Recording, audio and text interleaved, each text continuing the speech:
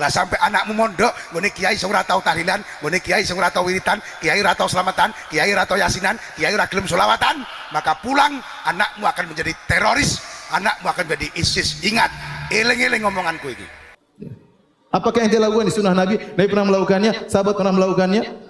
Gak ada. Terus ente bilang katakan ente ahlu sunnah? Gak bisa. Keyakinan ente ini.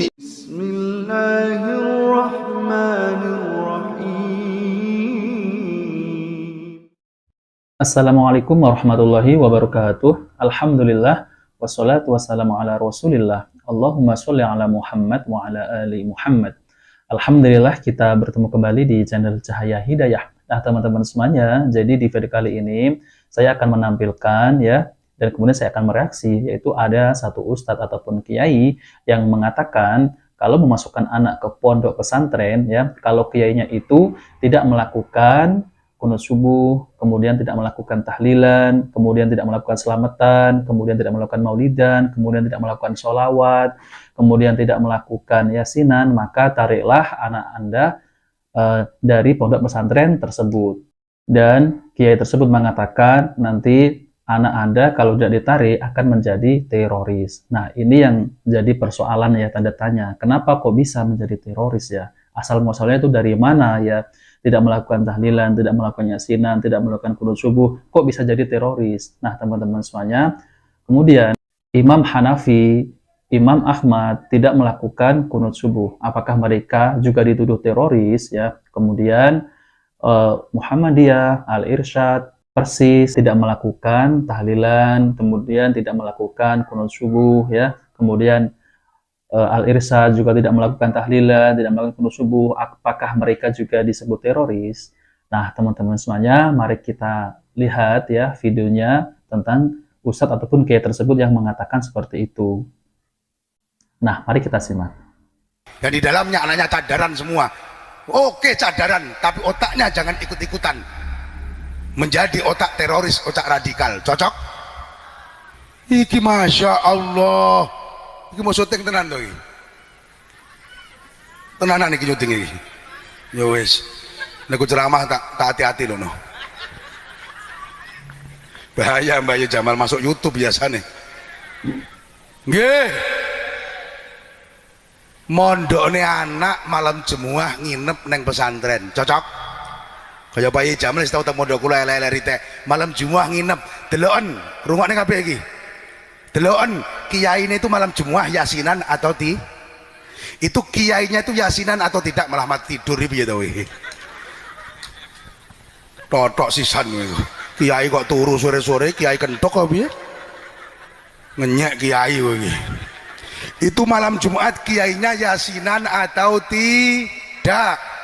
Itu malam Jumat kiainya ada solawatan atau kiainya wiritan atau kiainya masih mau selamatan atau tidak? Kiainya pakai kunut atau Kalau yang saya katakan itu tidak dilakukan sang kiai di pondok itu, malah anakmu cabut bawa pulang, ojo sito mondok neng kono, bahaya. Lah sampai anakmu mondok ngene kiai sing ora tau tahlilan, ngene kiai sing ora tau wiritan, kiai ora tau selamatan, kiai ora tau yasinan, kiai ora gelem selawatan, maka pulang anakmu akan menjadi teroris, anakmu akan menjadi ISIS. Ingat, eling-eling omonganku ini. Kalau kiai-kiai sing cek kaya aku iki. Kiyaine cek gelem selamat, ijik gelem. Nah, teman-teman semuanya ya, kita sudah mendengarkan ya, yaitu video tersebut mengatakan seperti itu ya. Kalau kiainya tidak melakukan tahlilan, yasinan, maulidan, dan tidak melakukan qunut subuh ya, tidak melakukan selamatan, tidak melakukan dan semacam ibadah-ibadah yang lain, maka nanti akan menjadi teroris jika anak Anda dipondokkan di pondok tersebut. Nah, teman-teman semuanya ya, ini adalah bentuk yang tidak patut untuk diucapkan, karena apa yang diucapkan oleh ustadz tersebut itu bertentangan dengan Muhammadiyah ya. Mereka juga tidak melakukan apa yang diucapkan oleh kiai tersebut seperti yasinan, tahlilan, qunut subuh ya, kemudian selamatan, kemudian kalau wirid itu masih wirid ya, tapi kan suaranya itu tidak dikeraskan ya. Akan tetapi kalau perkataan seperti ini, karena tidak semua ya, tidak semua orang itu kan melakukan tahlilan ya, ataupun ada yang tidak melakukan kunut subuh ya. Apakah mereka juga dicap sebagai teroris? Itulah maksud saya seperti itu ya.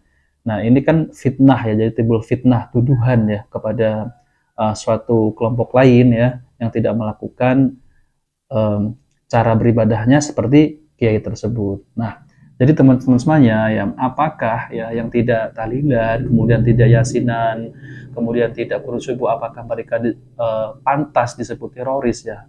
Jawabannya pasti tidak pantas ya, karena ini adalah fitnah, menimbulkan fitnah ya. Dan apakah orang yang mengaku aswaja itu amalannya ada seperti yang kiai tersebut katakan ya? Nah, oke teman-teman semuanya.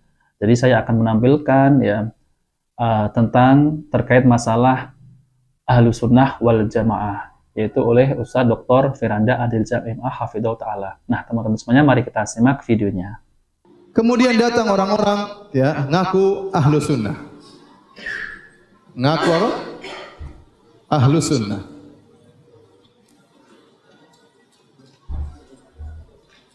Saya bilang nama Ahlus Sunnah wal Jamaah, ini nama yang mulia. Nama yang mulia. Nama ini bukan untuk mentazkiyah diri, bukan. Bukan kalau saya katakan saya Ahlus Sunnah berarti saya mentazkiyah diri saya, tidak. Sebagai nama pembeda. Sebagai nama pembeda daripada kelompok yang lainnya. Ya, sama seperti kita Islam beda dengan Yahudi, Nasrani dan agama yang lain. Sama. Ahlus Sunnah disebut Ahlus Sunnah, penamaan tersebut untuk membedakan antara Ahlus Sunnah dengan Ahlul Bid'ah. Antara firqah najiyah dengan firqah yang halikah. Jadi tujuannya disebut Ahlus Sunnah adalah untuk membedakan, karena di zaman tersebut banyak bidah-bidah, maka harus dibedakan. Seperti perkataan Ibnu Sirin disebut oleh Imam Muslim dalam Muqaddimah Sahih Muslim. Waktu mereka menyebutkan hadis, maka Ibnu Sirin berkata, "Sammulana rijalakum." Sebutkanlah rawi-rawi hadis ini. Kalau ini dari Ahlus Sunnah, yunzar ila Ahlus Sunnah, fayuqbal hadithuhu. Kalau ini perawinya Ahlus Sunnah, diterima hadisnya. Kalau perawinya Ahlul Bidah, ditolak. Kenapa? Karena di zaman periwayatan hadis tersebut mulai muncul Ahlul Bid'ah. Maka perlu ada nama yang bedakan antara Ahlus Sunnah dengan Ahlul Bid'ah. Perlu ada. Nah sekarang semua orang ngaku-ngaku Ahlus Sunnah ya. Maka perlu ada para ulama bikin nama baru, namanya apa? Salafiyin atau Salafiyun, manhajus salaf. Dan mereka tidak berani menamakan diri mereka manhajus salaf. Karena mereka tahu konsekuensinya, kalau bilang manhajus salaf harus ada salafnya. Kalau Ahlus Sunnah mereka masih ngaku kita Ahlus Sunnah ya. Kok bikin bid'ah? Ini bid'ah hasanah. Berarti Ahlul Bid'ah hasanah. Ahlul Bid'ah hasanah wal Jamaah. Paham ya? Jadi sebenarnya ini nama yang mulia, Ahlus Sunnah. Berarti ente harus berdalil dengan sunnah, harus dengan dalil. Bagaimana ente berakidah atau melakukan perbuatan yang tidak ada dalilnya? Bagaimana ente melakukan perbuatan yang tidak ada dalilnya? Kalau ente mengatakan ente Ahlus Sunnah, harusnya ente sibuk dengan sunnah-sunnah Nabi. Ya, ente harus memperjuangkan sunnah-sunnah Nabi. Tapi kalau ternyata yang ente perjuangkan, amal yang utama yang ente lakukan bukan ajaran Nabi sallallahu alaihi wasallam, maka ente tidak dikatakan Ahlus Sunnah. Siapa yang mengatakan ini sunnah Nabi sallallahu alaihi wasallam? Enggak ada yang berani. Ya. Apakah ente lakukan di sunnah Nabi? Nabi pernah melakukannya, sahabat pernah melakukannya? Enggak ada. Terus ente bilang katakan ente Ahlus Sunnah? Enggak bisa. Keyakinan ente ini.